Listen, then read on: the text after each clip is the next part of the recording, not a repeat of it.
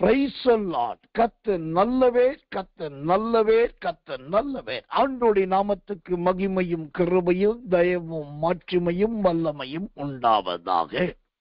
அருமையான இந்த கர்த்தர் நல்லவர் இந்த சாயங்கால வேளையிலே அப்போஸ்தலனாகிய பேதுருவின் வாழ்க்கை வரலாறை குறித்து தியானிக்கும்படியாய் கடந்து வந்திருக்கிற எனக்கு மிகவும் அன்பான விசுவாச தேவ பிள்ளைகளே, மகிமையின் தேவனாகிய கர்த்தருடைய ஆவியானவர் உங்களை எல்லா விதமான மகிமையினாலும் தயவினாலும் நிரப்புவாராக, ஆசீர்வதிப்பாராக.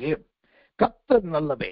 நாம் அப்போஸ்தலனாகிய பேதுருவின் வாழ்க்கை வரலாறிலே ஒவ்வொரு பகுதியாக தியானித்து வருவதற்கு ஆண்டவர் நமக்கு உதவி செய்து வருகிறார். அதற்காக தேவனை துதிக்கிறேன், கர்த்தரை ஸ்தோத்தரிக்கிறேன், ஆண்டவருடைய நாமத்தை மகிமைப்படுத்துகிறேன். கர்த்தர் நல்லவர், கர்த்தர் நல்லவர், கர்த்தர் நல்லவர். இந்த பேதுருவின் வாழ்க்கை வரலாறிலே கடந்த நாட்களிலே பேதுருவின் தகப்பனாரை குறித்து நாம் பார்ப்பதற்கு ஆண்டவர் உதவி செய்தார். இரண்டாவதாக இந்த பேதுருவின் சொந்த ஊர் பெத்சாயிதாவை குறித்து பார்ப்பதற்கும் ஆண்டவர் நமக்கு உதவியும் கிருபையும் செய்தார். அதற்காக தேவனை துதிக்கிறேன், கர்த்தரை ஸ்தோத்திரிக்கிறேன், ஆண்டவருடைய நாமத்தை மகிமைப்படுத்துகிறேன். கர்த்தர் நல்லவர், கர்த்தர் நல்லவர், கர்த்தர் நல்லவர். அந்த வரிசையிலே இன்றைக்கு அப்போஸ்தலனாகிய பேதுருவின் வீட்டை குறித்து நாம் பார்க்க போகிறோம். இந்த பேதுருவின் வீட்டை குறித்து கர்த்தர் நல்லவே, கர்த்தர் நல்லவே சோதரம் நாம் பார்க்க வேண்டும் என்று சொன்னால் சோதரம் இந்த பேதுருவின் வீட்டை குறித்து நிறைய காரியங்களை நாம் அறிந்து கொள்ளலாம். அதிலே ரொம்ப முக்கியமாக கர்த்தர் நல்லவே, கர்த்தர் நல்லவே, கர்த்தர் நல்லவே. இந்த அப்போஸ்தலனாகிய பேதுருவின் வீடு எங்கே இருந்தது என்று சொன்னால் கலிலேயா நாட்டில் உள்ள கப்பர்நகூமில் இருந்ததாக நாம் வேதத்திலே வாசிக்கிறோம். கலிலேயா தேசத்தில் இருந்த கப்பர்நகூம் என்கிற பட்டணத்திலே இந்த பேதுருவின் வீடு இருந்ததாக பரிசுத்த வேதாகமத்தின் மூலமாக நாம் அறிகிறோம். தேவனுடைய நாமத்துக்கு மகிமையும் கிருபையும் தயவும் உண்டாவதாக. இந்த பேதுருவின் வீடு இருந்த அந்த கலிலேயாவை குறித்து நாம் அறிய வேண்டுமானால் சோத்திரம் அதை குறித்து நிறையவே வேதம் சொல்லுகிறது. மத்தேயு சுவிசேஷத்தின் புஸ்தகம் 4ஆம் அதிகாரம் 14வது வசனத்தை வாசித்தால் கலிலேயா நாட்டில் உள்ள கப்பர்நகூமிலே இந்த பேதுருவின் வீடு இருந்ததாய் நாம் அறியலாம். அது மாத்திரமல்ல, இந்த கலிலேயா எப்படிப்பட்டது என்று சொன்னால் மத்தேயு சுவிசேஷம் 15ஆம் அதிகாரம் 29வது வசனத்தை வாசித்து பார்த்தால் அது மலைகளும் கடலும் சூழ்ந்த ஒரு அற்புதமான தேசமாக இந்த கலிலேயா இருந்துள்ளது.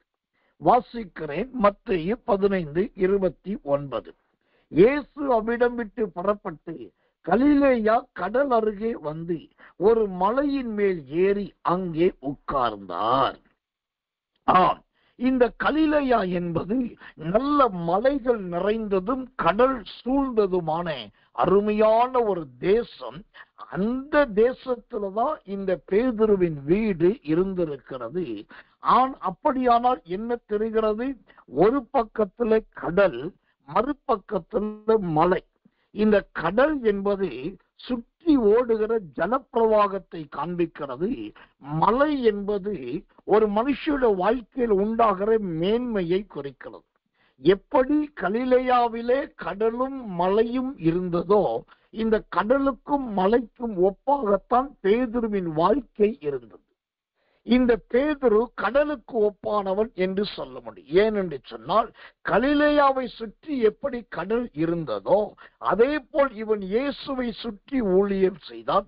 இயேசு போன கப்பர்நகூம், பெத்தானியா, கலிலேயா, நாசரேத்து போன்ற பல இடங்களுக்கும் இந்த பேதுருவும் போனான், ஊழியம் செய்தான்.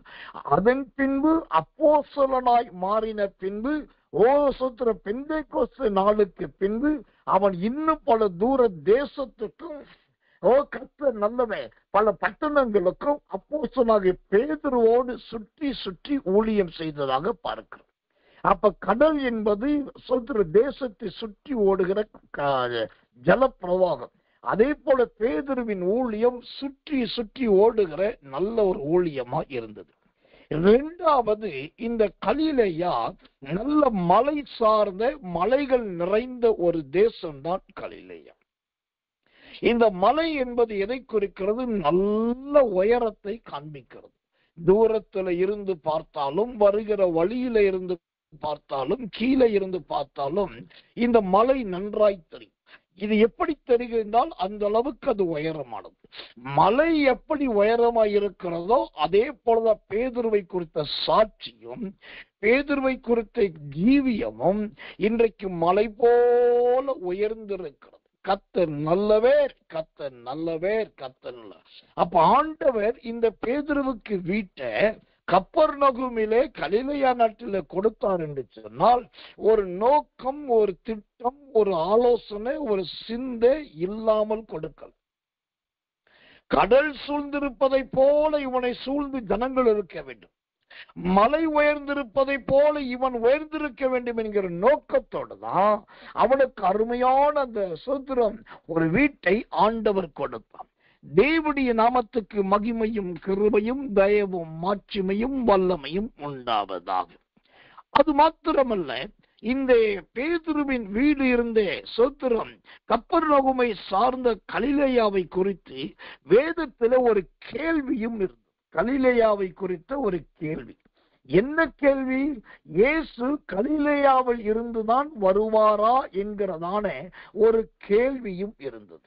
யோவான் சுவிசேஷத்தின் புஸ்தகம் 7ஆம் அதிகாரம் 41வது வசனம். யோவான் 7:41. வேறு சிலர் இவர் கிறிஸ்து என்றார்கள், வேறு சிலர் கிறிஸ்து கலிலேயாவில் இருந்தா வருவார் என்றார்கள். இப்போ இயேசுவை குறித்து யூதர்களுக்குள் ஒரு பெரிய கேள்வியே இல்லை. கலிலேயாவில் இருந்தா இயேசு வரப்போறார். ஏன் இந்த கேள்வியை கேட்டாங்க அப்படின்னாக்கா, அன்றைக்கு கலிலேயா என்பது ஒரு புறஜாதியாருடைய தேசம். அதாவது இன்றைக்கு இருக்கிற புதூர் என்று சொல்லுகிறார்களே, சொல்கிறோம் அந்த பின்தங்கிய நகரம் என்று சொல்லுகிறார்களே, காலனி மக்கள் என்று சொல்லுகிறார்களே, அல்லது சொல்கிறோம் என்ஜிஓ காலனி என்று சொல்லுகிறார்களே, இப்படி ஊருக்கு வெளியே ஒதுக்கப்பட்ட மக்களுக்காக இருக்கிற இடத்துக்கு பேர் தான் அந்த புதூர். அதே போல அன்றைக்கு கலிலேயா என்பது புறஜாதியார், கிறிஸ்துவை அறியாதவர்கள், நல்ல பழக்க வழக்கம் இல்லாதவர்கள், படிக்காதவர்கள், உலகத்தின் சரியான அறிவு, உலகத்தின் திறமை இல்லாதவர்கள், இப்படிப்பட்டவர்கள் வாழ்கிற பகுதி தான் அந்த கலிலேயா. அதனாலதான் ஜனங்களுக்கு ஒரு கேள்வி, இயேசு இயேசுன்றீங்களே, அவர் பேதுரு இருக்கிற ஊரு, பேதுருவின் தேசமாகிய கலிலேயாவில் இருந்தா வரப்போகிறாங்கிற ஒரு கேள்வி. அந்த அளவுக்கு இந்த கலிலேயா ஒரு பிரபல்யமானதாக காணப்பட்டது. தேவனுடைய நாமத்துக்கு மகிமையும் கிருபையும் தயவும் உண்டாவதாக. சோதரம் யோவான் சுவிசேஷம் 16ஆம் அதிகாரம் 16 முதல் 21 வரைக்கும் நீங்க வாசித்து பார்த்தால், யோவான் 16ஆம் அதிகாரம் 16 முதல் 21 வரைக்கும் நீங்க வாசித்து பார்த்தால், இயேசு கடலின் மேல் நடந்தார் என்று பார்க்கிறோம். அவர் நடந்த அந்த கடலும் இந்த கலிலேயா கடல் தான். கர்த்தர் நல்லவே, கர்த்தர் நல்லவே, கர்த்தர் நல்லவே. அப்போ அந்த கடலின் மேல் இயேசு நடந்தார். அந்த இயேசு நடந்த அந்த கடல் ஒரு பிரபலியமான ஒரு கடலாகவே, பெயர் பெற்ற ஒரு கடலாகவே இருந்திருக்கிறது. தேவனுடைய நாமத்துக்கு மகிமையும் கிருபையும் தயவும் உண்டாவதாக. இப்படி பேதுருவின் வீடு இருந்தது கலிலேயா தேசம். அந்த கலிலேயா தேசத்தை குறித்து இவ்வளவு வரலாறும் சான்றும் இருக்கிறது. இன்னும் சொல்ல வேண்டுமானால் சொல்லிக் கொண்டே போகலாம். கர்த்தர் நல்லவே. அடுத்ததாக மத்தேயு சுவிசேஷத்தின் புஸ்தகம் 8ஆம் அதிகாரம் 5 முதல் 5, 6, 13 மற்றும் 14 ஆகிய வசனங்கள். திரும்ப சொல்றேன்.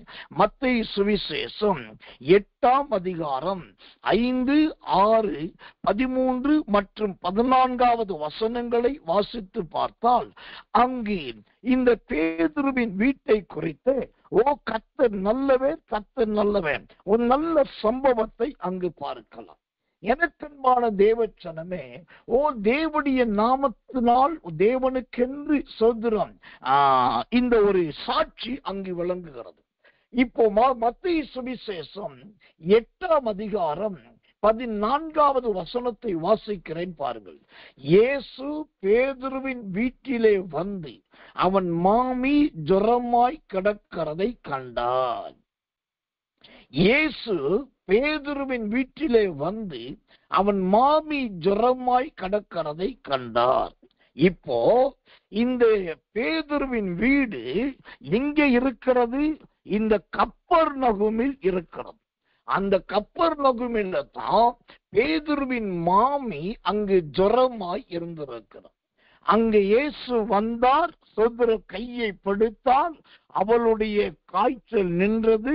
அவள் உடனே எழுந்து ஆண்டவருக்கு ஊழியம் செய்கிறவராய், உதவி செய்கிறவளாய் மாறி போனார். கர்த்தருடைய நாமத்துக்கு மகிமையும் கிருபையும் தயவும் உண்டாவதாக. எனக்கன்பான தேவச்சனமே, இந்த பேதுருவின் வீட்டின் பக்கத்துல தான் இயேசுவின் வீடு இருந்ததாகவும் நாம் பார்க்கலாம். அந்த வீட்டில தான் மரியாள், யோசேப்பு, சகோதரர்கள், இயேசுவின் சகோதரம், மற்ற இயேசுவோடு கூட அநேகர் கூட அங்க வந்து தங்கி இருந்ததாகவும், தங்கி இருந்து விட்டு மற்ற ஊழியங்களுக்கு, மற்ற காரியங்களுக்காக புறப்படுகிறவர்களாக இருந்ததாகவும் வேதத்திலே நாம் பார்க்கலாம்.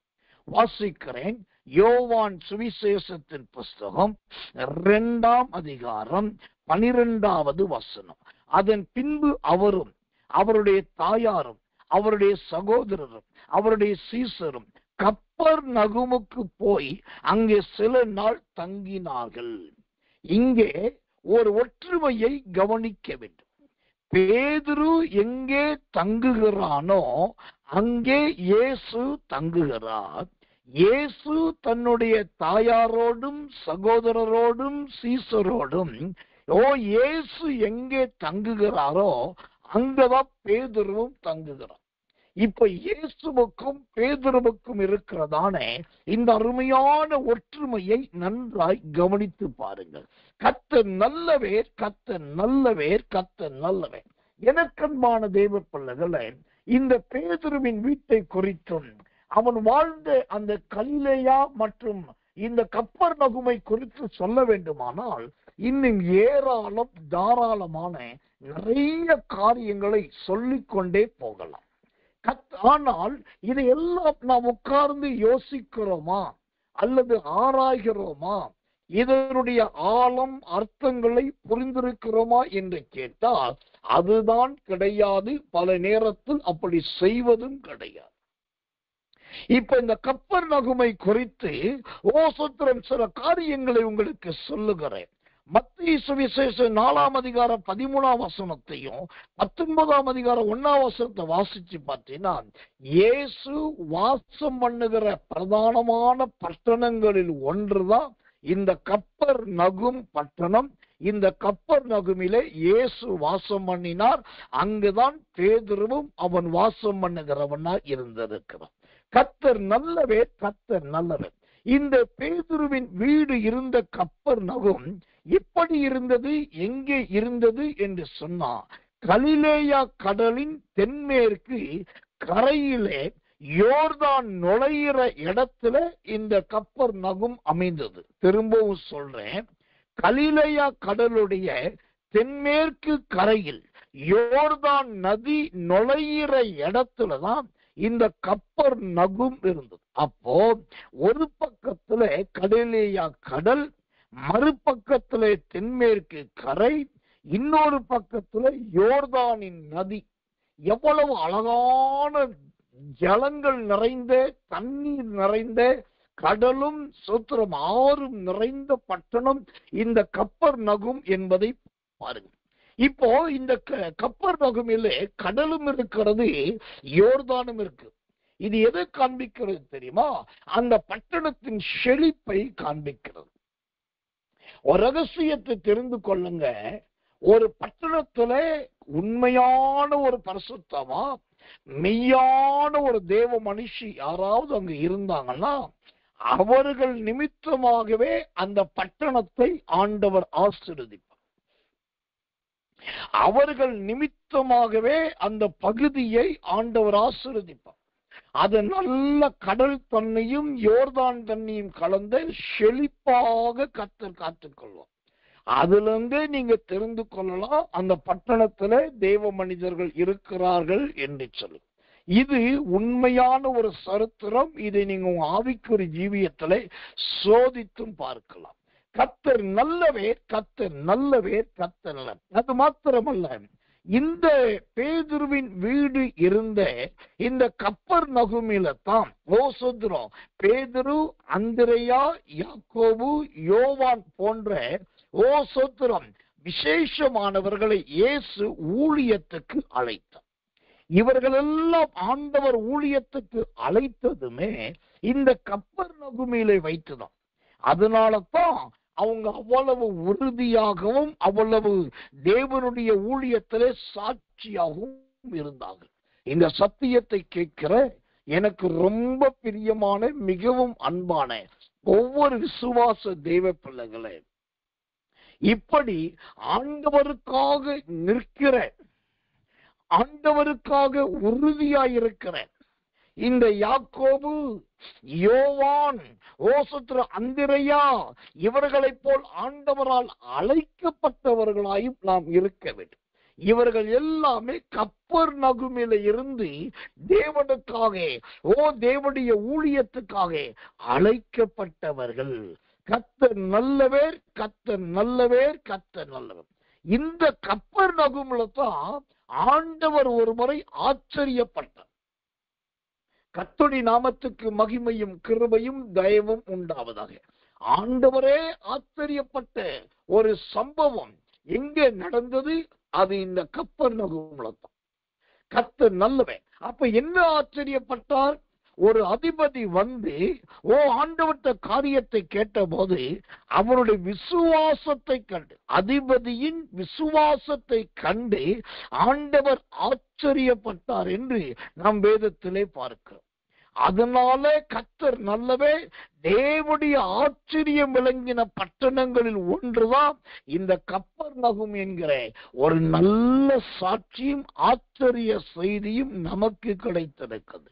கர்த்தர் நல்லவே, கர்த்தர் நல்லவே, கர்த்தர் நல்லவே. ஆண்டவருடைய நாமத்துக்கு மகிமையும் கிருபையும் தயவும் உண்டாவதாகும். இந்த கப்பர்நகுமிலே வைத்துதான் ஆண்டவர் பலவிதமான அற்புதங்களை இங்கே செய்திருக்கிறார். இந்த அற்புதங்கள் செய்வதற்கு காரணம் என்னன்னாக்கா, இந்த கப்பர்நகும் பட்டணமானது சோத்திரம் நல்ல பலத்த பட்டணம். ரொம்ப பலத்தை என்று சொன்னா ஒரு பக்கத்துல நல்ல ஜனங்கள் நிறைந்த பட்டணம், பலத்தை என்று சொன்னா நல்ல வேலைக்காரர்கள் நிறைந்த பட்டணம், பலத்தை என்று சொன்னா நல்ல வியாபாரங்கள் நிறைந்த பட்டணம். அப்படிப்பட்ட ஒரு பலத்த பட்டணம் தான் பேதுருவின் வீடு இருந்த கப்பர்நகும். அந்த பலத்த பட்டணத்துலதான் இயேசுவும் வந்து ரொம்ப விரும்பி ஊழியம் செய்கிறார். கர்த்தர் நல்லவே, கர்த்தர் நல்லவே. இந்த இரவுக்கு இரவு ஜெபத்துக்கு வந்திருக்கிற தேவ பிள்ளைகளே, ஒன்று, நீங்கள் இருக்கிற பட்டணம் அரசாங்கத்தால் ஒரு பலத்த பட்டணமாக, உறுதியானதாக, பாதுகாப்பானதாக அரசாங்கத்தால் காக்கப்பட வேண்டும். அப்படி இல்லாவிட்டால் இந்த சத்தியத்தை கேட்கிற நீங்கள் தேவ பிள்ளைகள் என்று சொன்னால் உங்கள் நிமித்தம் அந்த பட்டணத்தை, உங்க ஊரை, உங்க ஏரியாவை, உங்க வட்டாரத்தை ஆண்டவர் காக்க வேண்டும். அரசாங்கமும் காக்கவில்லை, ஆண்டவரும் காக்கவில்லை என்றால் அது பரிதாப பட்டணம். ஆனால் தேவனுடைய ஆவியானவரும் இயேசு கிறிஸ்துவும் பட்டணங்களை காக்கிறவர்களாய் இருக்கிறார்கள். தேவனுடைய நாமத்துக்கு மகிமையும் கிருபையும் தயவும் மாட்சிமையும் வல்லமையும் உண்டாவதாக. கர்த்தர் நல்லவர், கர்த்தர் நல்லவர், கர்த்தர் நல்லவர். இந்த சோத்திரம் பேதுருவின் வீடு இருந்த இந்த கப்பர்நகூமிலே வைத்துதான் ஆண்டவர் திமிர்வாதக்காரனை சொஸ்தமாக்கினார் என்று மார்க்கு சுவிசேஷத்திலே பார்க்கிறோம். ஒரு திமிர்வாதக்காரன் சுகமானது எங்கே? பேதுருவின் வீடு இருந்த கப்பர்நகூம். இப்போ இந்த திமிர்வாதக்காரன் என்றால் யார்? இந்த திமிர்வாதக்காரன் என்பது எதை காண்பிக்கிறதா இருக்கிறது? கர்த்தர் நல்லவர், கர்த்தர் நல்லவர், கர்த்தர் நல்லவர். எனக்கன்பான தேவ பிள்ளைகளே, இந்த திமிர்வாதக்காரனை குறித்து வேதத்தில் பல காரியம் சொல்லப்பட்டிருக்கு. ஆனால் ஒரு ஆவிக்குரிய அர்த்தத்தின்படி திமிர்வாதக்காரன் என்றால் யார்? அதற்கு வேதத்திலிருந்து ஒரு வசனத்தை உங்களுக்காக வாசிக்கிறேன். ஜெபத்தோடு கவனியுங்கள். கர்த்தர் நல்லவர், கர்த்தர் நல்லவர். மத்தேயு சுவிசேஷம் 4ஆம் அதிகாரம் 24வது வசனம். மத்தேயு 4:24. அவருடைய கீர்த்தி சீரியா எங்கும் பிரசித்தமாயிற்று. அப்பொழுது பலவித வியாதிகளையும் வேதனைகளையும் அடைந்திருந்த சகல பிணியாளிகளையும் பிசாசு பிடித்தவர்களையும் சந்திர ரோகிகளையும் திமிர்வாதக்காரரையும் அவரிடத்தில் கொண்டு வந்தார்கள். அல்லேலூயா. இந்த கப்பர்நகூமில் வைத்து திமிர்வாதக்காரனை இயேசு சுகமாக்கினார். இப்ப திமிர்வாதக்காரன் என்றால் யார் தெரியுமா? வேதம் சொல்லுகிறது, ஒரு காலத்துல இந்த மத்தேயு 4:24 படி ஒரு காலத்துல நல்ல பேரோடு இருந்தவர்கள், நல்ல பெருமையோடு இருந்தவர்கள், நல்ல செல்வாக்கோடும் செழிப்போடு இருந்தவர்கள் இன்றைக்கு பேரையும் இழந்து, பிரஸ்தாபத்தையும் இழந்து, செல்வ செழிப்பையும் இழந்து அவர்கள் எப்படி இருக்கிறார்கள்? பலவிதமான வியாதி பிடித்தவர்களாய் இருக்கிறார்கள். நிறைய வேதனை நிறைந்தவர்களாய் இருக்கிறார்கள். பிணி என்று சொல்லக்கூடிய சின்ன சின்ன நோய்களினால் பாதிக்கப்பட்டவர்களாய் இருக்கிறார்கள். கடைசியில் அவர்கள் பிசாசினால் நிரப்பப்பட்டவர்களாய் இருக்கிறார்கள். இத்தனை அடையாளங்களை உடையவர்கள் தான் திமிர்வாதக்காரர்கள் என்ற அர்த்தம். ஆனால் இயேசு இத்தனை அடையாளங்களுடைய அந்த திமிர்வாத மனுஷனை கூட இந்த கப்பர்நகூமில் வைத்துதான் ஆண்டவர் அற்புதமான முறையிலே சுகமாக்கினார். கர்த்தர் நல்லவர், கர்த்தர் நல்லவர், கர்த்தர் நல்லவர். எனக்கன்பான தேவ பிள்ளைகளே, இந்த கப்பர்நகூமை குறித்து இன்னும் சொல்ல வேண்டுமானால், சோத்திரம், இது ராஜாவின் மனுஷருடைய குமாரன் சுகமான இடம். ராஜாவின் மனுஷன் ஒருத்தன் தன்னுடைய குமாரனுக்காக இயேசுகிட்ட ஓடி வர்றான். அவன் சொல்றான், ஆண்டவரே, ஒருவனை பார்த்து போ என்றா போகிறான், ஒருவனை பார்த்து வா என்று வருகிறான், நான் என்ன சொன்னாலும் கீழ்ப்படுகிறான். அதுல ஒரு அதிகாரி அவனுடைய மகனுக்கு தான் இப்ப ரொம்ப முடியல, நீங்க ஜெபிக்க வேண்டும். ஆண்டவர் சொன்னார், நீ போ, அவன் சுகமானான். அவர் சொன்ன அந்த க்ஷணப்பொழுதிலே அவன் சுகமானான். இது எங்க நடந்தது? இந்த தாவீதின் வீடு இருந்த அருமையான அந்த கப்பர்நகூமிலே நடந்தது. கர்த்தர் நல்லவர், கர்த்தர் நல்லவர், கர்த்தர் நல்லவர். ஆண்டவருடைய நாமத்துக்கு மகிமையும் கிருபையும் தயவும் உண்டாவதாக. மார்க்கு சுவிசேஷம் 1ஆம் அதிகாரம் 21வது வசனத்தை வாசிக்கிறேன். ஜெபத்தோடு கவனிங்கள். மார்க்கு 1:21. பின்பு கப்பர்நகூமுக்கு போனார்கள். உடனே அவர் ஓய்வு நாளிலே ஜெப ஆலயத்திலே பிரவேசித்து போதகம் பண்ணினார். அவர் வேதபாரகரை போல போதியாமல் அதிகாரமுடையவர்களாய் அவர்களுக்கு போதித்தபடினால் அவருடைய போதகத்தை குறித்து ஆச்சரியப்பட்டார்கள். அவர்களுடைய ஜெப ஆலயத்திலே அசுத்த ஆவியுள்ள ஒரு மனுஷன் இருந்தான். இப்ப இங்க ஒரு ஆச்சரியத்தை பாருங்க. பேதுருவின் ஊராகிய இந்த கப்பர்நகூமிலே ஆண்டவர் ஊழியத்துக்கு பிரவேசிக்கிறார். அங்க ஒரு ஜெபாலயம் இருக்கு. ஜெபாலயத்துக்குள்ள போல யார் இருக்கணும்? ஜெப வீரன் இருக்கணும், ஜெப வீராங்கனை இருக்கணும், ஆலய தலைவன் இருக்கணும், ஆசாரியன் இருக்கணும், ஆலய உதவியாளர்கள் இருக்கணும். இதுக்கு பேர் தான் அங்கு அது ஜெப ஆலயம். ஆனா இங்க பாருங்க, இந்த ஜெபாலயத்துக்குள் யார் இருக்கானாக்கா? பிசாசு பிடித்த மனுஷன். பிசாசு பிடித்தவர்கள் எங்க இருக்கணும்? சுடுகாட்டில இருக்க வேண்டும், வனாந்தரவாசிகளா இருக்க வேண்டும், ஊருக்கு வெளியே இருக்க வேண்டும், மனிதர்களோடு ஐக்கியம் அற்றவர்களா இருக்க வேண்டும். அவர்கள்தான் பிசாசு பிடித்தவர்கள். ஆனால் இந்த கப்பர்நகூமிலே ஒரு பெரிய வேதனை என்னன்னா, ஜெப ஆலயத்துக்குள்ள பிசாசு பிடித்தவன் இருக்கிறான். ஆனா அவனுக்குள் இருக்கிற பிசாசை துரத்த அங்க இருக்கிற ஆசாரியர்களாலோ ஒருவராலும் முடியவில்லை. ஆனா இயேசு வந்தபோது அந்த கப்பர்நகூமின் தேவாலயத்திலிருந்து அந்த பிசாசு பிடித்தவனை ஆண்டவர் அற்புதமாய் சுகமாக்கினார், நல்ல விடுதலை கொடுத்தா. அதை பார்த்து ஜனங்கள் ஆச்சரியப்பட்டார்கள் என்று தேவனுடைய வசனம் நமக்கு அழகாய் சொல்லுகிறது. கர்த்தர் நல்லவர், கர்த்தர் நல்லவர், கர்த்தர் நல்லவர். ஆண்டவருடைய நாமத்துக்கு மகிமையும் கிருபையும் தயவும் உண்டாவதாக. இந்த பேதுரு இருந்த இந்த கப்பர்நகூம் என்பது பேதுருவுக்கு மட்டும் சொந்தமானது கிடையாது. மத்தேயு என்கிற லேவி அல்லது லேவி என்கிற மத்தேயுடைய சொந்த ஊரும் இந்த கப்பர்நகூம் தான். தேவனுக்கு மகிமை உண்டாவதாக. இந்த பட்டணத்துல உடைஞ்சு போன, நொறுங்கி போன ஒரு பழைய தேவாலயம் அந்த நாட்களில் 2000 வருஷத்துக்கு முன்பாகவே இருந்தது.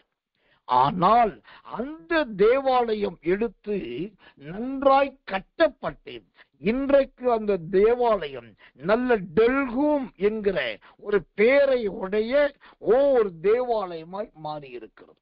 இப்ப கவனிங்க, இதுதான் பேதுருவின் வீடு இருந்த அந்த கப்பர்நகூம், பேதுருவின் வீடு இருந்த அந்த கலிலேயா.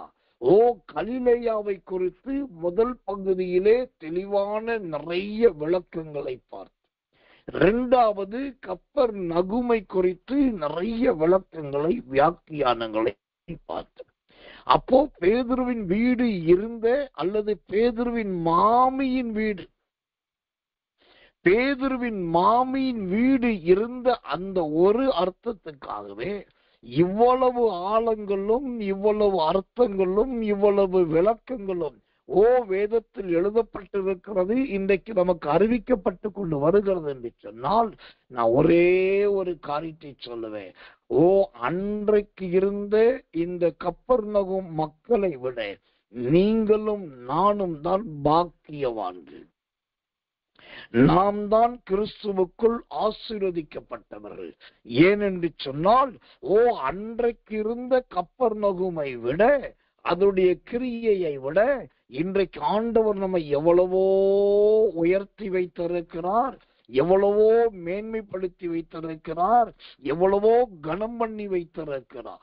ஆனபடியினால் எனக்கன்பான தேவ பிள்ளைகளே, இந்த பேதுருவின் வீடு இருந்தது கப்பர்நகூம். இந்த கப்பர்நகூமில் கலிலேயா ஒரு விசேஷமானது, அங்க இருக்கிற மலைகளும் கடலும் ஒரு விசேஷமானது. இந்த விசேஷத்தை வைத்தே அற்புதமான ஜீவியத்தை தேவனுக்கு பயந்தவர்கள் நிறைவேற்றினார்கள். கர்த்தருக்கு பயந்தவர்கள் அதை பின்பற்றினார்கள். அதனாலதான் இயேசு கிறிஸ்து மரித்து அடக்கம் பண்ணப்பட்டு உயிர்த்தெழுந்து பரத்துக்கு ஏறி போகையில் கலிலேயரே என்று ஆண்டவர் அழைக்கிறார். ஏனென்றால் இந்த கப்பர்நகூம் இருந்தது அந்த கலிலேயாவில். அந்த கலிலேயாவை சொல்லுவதற்கு அடையாளமாகத்தான் உயிர்த்தெழுகிற இயேசு மேல ஏறி போகையில் கலிலேயராகிய மனுஷரே என்று கூப்பிடுகிறார். அந்த கலிலேயராகிய மனுஷரே என்று கூப்பிடும் போது சோத்திரம், அங்கு இருந்தவர்கள் யார்? சோத்திரம், தேவனோடு இருந்த அருமையான விசுவாச தெய்வ பிள்ளைகள், கர்த்தருக்காக வாழ்ந்தவர்கள். கர்த்தர் நல்லவே, கர்த்தரை வாசிக்கிறேன், அப்போஸ்தலர் நடபடிகளின் புஸ்தகம் 1ஆம் அதிகாரம் 11வது வசனம். அப்போஸ்தலர் 1:11. கலிலேயராகிய மனுஷரே, நீங்கள் ஏன் வானத்தை அண்ணாந்து பார்த்து நிற்கிறீர்கள்? உங்களிடத்தில் நின்று வானத்துக்கு எடுத்துக் கொள்ளப்பட்ட இந்த இயேசுவானவர் எப்படி உங்க கண்களுக்கு முன்பாக வானத்துக்கு எழுந்தருளி போனாரோ அப்படியே மறுபடியும் வருவார் என்றான். ஆமென். இயேசு பரலோகத்துக்கு ஏறி போவதில் கூட இந்த கலிலேயா முக்கிய பங்கு வகித்தது. அப்படியானால் இந்த செய்தியை கேட்கிற நீங்களும் நானும் என்ன செய்ய வேண்டும்? இந்த கலிலேயாவை போல, இந்த கப்பர்நகூமை போல நாம் தேவனுடைய ஊழியத்துல முக்கிய பங்காற்ற வேண்டும். ஒரு சின்ன அடையாளத்தை சொல்றேன். நீங்க தேவன் கொடுத்த ஊழியத்துல வேதத்தை போதிக்கிற ஊழியக்காரரோடும் வேதத்தை கற்றுக் கொடுக்கிற தேவ மனுஷனோட ஐக்கியமா இருக்கிறது உண்மைன்னா, அந்த ஊழியக்கார வாயிலிருந்து ஒரு நாளைக்கு ஒரு முறையாவது உங்க நாமம் சொல்லப்படணும். அது விளையாட்டுக்காகவும் இருக்கலாம், ஊழியத்துக்காகவும் இருக்கலாம். ஏதோ ஒரு காரியத்துக்காக உங்க பேரு அந்த ஊழியக்காரனுடைய வாயில வரணும். அப்பதான் கர்த்தர் நல்லவே, நீங்கள் அந்த ஊழியத்துக்கு தூணும் ஆதாரமாய் இருக்கிறீர்கள். இல்லாட்டி அந்த ஊழியத்தை சொன்ன விசுவாசிகளாக உங்க வாயில இந்த ஊழியத்தை சார்ந்த போதவருடைய பெயர் ஒரு முறையாவது உங்க வாயில வரணும். அது கட்டாய சொல்லணும்னு நான் சொல்லல. உங்க இருதயம் அந்த ஊழியத்தோடு இணைக்கப்பட்டு விட்டால், உங்கள் ஆவி அந்த ஊழியத்தோடு பிணைக்கப்பட்டு விட்டால், நீங்கள் ஒன்று அதே ஆண்டவரை புகழ்ந்து கொண்டிருப்பீர்கள். இல்லாட்டால் ஆண்டவர் உங்களை சாட்சியாய் வைத்துக் கொண்டிருப்பார். இதுதான் தேவனுக்காக வாழுகிற, தேவனுக்காக ஒப்பு கொடுக்கிற, ஓசோத்திர தேவனுக்கு என்று அர்ப்பணித்த தேவ மனுஷனுடைய சாட்சி. கர்த்தர் நல்லவே. அப்போ இன்று முதல் இந்த கலிலேயரை பார்த்து கலிலேயரே என்று தூதர்கள் கேட்டதை போல உங்களையும் என்னையும் பார்த்து, ஓ இந்த அழகான பட்டணத்தில் பிறந்தவர்களா நீங்கள், இந்த நல்ல தேசத்தை சார்ந்தவர்களா நீங்கள் என்று நம்மை குறித்து நல்ல சாட்சியை கர்த்தர் ஏற்படுத்த போகிறார். அந்த நல்ல சாட்சி தான் இந்த கடைசி காலத்துல தேவ ஜனங்களாகி நமக்கு ரொம்ப அவசியம், ரொம்ப முக்கியம். கர்த்தர் நல்லவர், கர்த்தர் நல்லவர், கர்த்தர் நல்லவர். இப்போ இதுவரைக்கும் பேதுருவின் வீடு இருந்ததான அந்த பட்டணத்தை குறித்து நாம் பார்த்தோம். சோதரம் அந்த தேசத்தை குறித்து பார்த்தோம். அதுல நிறைய காரியங்களையும் வரலாற்று ஆதாரங்களையும் ஆண்டவர் நமக்கு தரும். இப்போ அடுத்த கட்டமாக ஒரு தேவ பிள்ளையின் வீடு எப்படி இருக்க வேண்டும்? பொதுவான தேவனுடைய செய்தியை நாம் கவனிக்கலாம். யோபுவின் புஸ்தகம் 1ஆம் அதிகாரம் 10வது வசனம். யோபு 1:10. நீர் அவனையும் அவன் வீட்டையும் அவனுக்குண்டான யாவற்றையும் எல்லாவற்றையும் சுற்றி வேலி அடைக்கவில்லையோ? அவன் கைகளின் கிரியையை ஆசீர்வதித்தீர், அவனுடைய சம்பத்து தேசத்திலே பெருகிட்டு. பிரதர் கொஞ்சம் கவனிங்க, சகோதரி கொஞ்சம் நல்லா கவனிங்க தேவனுடைய சத்தியத்தை, உபதேசத்தை. உங்க வீட்டிலே தேவன் இருக்கிறார் அல்லது உங்க வீட்டில தேவனுடைய ஆசீர்வாதம் இருக்கிறது என்று சொன்னால் அதற்கு சில அடையாளம் இருக்கு. என்ன அடையாளம்? அந்த யோபு 1:10 சொல்லுகிறது. முதலாவது, உங்க வீட்டை சுத்தி கிறிஸ்துவின் பாதுகாப்பு, கிறிஸ்துவின் ரத்தத்தினால் உண்டான நல்ல பாதுகாப்பு இருக்க வேண்டும். அவர்கள் வீடுதான் அப்போஸ்தலனாகிய பேதுருவின் வீட்டுக்கு ஒப்பானவர்கள். இரண்டாவது, ஒன்று பாதுகாப்பு மாத்திரம் கிடையாது, இரண்டாவது கைகளின் கிரியையை தேவன் ஆசீர்வதிக்கணும். நீங்க ஒரு வீட்டில் இருக்கிறீங்க, அது சொந்த வீடாகவும் இருக்கலாம், ஒத்திக்கு எடுத்த வீடாகவும் இருக்கலாம், வாடகை வீடாகவும் இருக்கலாம், எந்த நிலைமையில் இருக்கலாம். ஆனா நீங்க அந்த வீட்டுக்குள்ள போயிட்டீங்க, நீங்க அந்த வீட்டை சொத்துறோம் பொறுப்படுத்திட்டீங்க, அந்த வீட்டுல வாழ ஆரம்பிச்சீங்க. இப்போ அந்த வீடு எப்படி மாறணும் தெரியுமா? உங்க கையின் பிரயாசத்தை ஆசீர்வதிக்கிற வீடா அந்த வீடு மாறணும். கையின் பிரயாசம் என்றால் என்ன? ஓ சூத்திரம், மொத்தமா பணத்தை இன்வெஸ்ட்மெண்ட் பண்றது, மொத்தமா கான்ட்ராக்ட் எடுப்பது, மொத்தமா வாக்கு கொடுப்பது, எப்படியாகிலும் நாம் ஜெயித்து விட வேண்டும் என்று பல முயற்சி எடுப்பது, இது எல்லாம் தான் கையின் பிரயாசம். இப்ப இந்த கையின் பிரயாசத்தை ஆண்டவர் ஆசீர்வதிக்கிறோம். அதுதான் தேவனுடைய பிள்ளைகளுடைய வீட்டுக்கு நல்ல ஒரு அடையாளம். அந்த தேவனுடைய ஆசீர்வாதம் இருக்குதான் பாருங்க, அந்த கர்த்தருடைய ஆசீர்வாதம் உங்களை நிரப்புதான் பாருங்க. ஒரு காலத்திலே என்னுடைய வாழ்க்கையிலே, என்னுடைய வீட்டிலே, நான் குடியிருந்த அந்த வீட்டிலே ஓ சோதரம் எதிர்பார்த்த எந்த பொருளும் இருக்காது, எந்த பண்டமும் இருக்காது. பண்டமும் இல்லாமல் பொருளும் இல்லாமல் வெறுமையும் காலியுமாய் கிடந்தது. ஆனா இன்றைக்கு இந்த யோபு 1:10 தேவன் ஆசீர்வதித்ததினால் வீடு நிரம்ப பொருட்கள், வீடு நிரம்ப ஆஸ்தி. அப்ப ஏன் இத சொல்றேன்னா, பேதுருவின் வீட்டை போல சமுத்திரமும் மலையும் சார்ந்த உயர்ந்த ஒரு வாழ்க்கையை நாம் வாழணும்னா நம்முடைய கையின் பிரயாசம் ஆசீர்வாதமா இருக்கும். ஓ கர்த்தர் நல்லவன். அப்போ முதலாவது அந்த யோபு 1:10 சொல்லுகிறபடி சோத்திரம், வீட்டை சுற்றி ஒன்று பாதுகாப்பு. இரண்டாவது கையின் பிரயாசத்துல ஆசீர்வாதம். மூணாவது அவருடைய சம்பத்து தேசத்தில் பெருகிட்டு. இந்த சம்பத்து என்பது என்ன?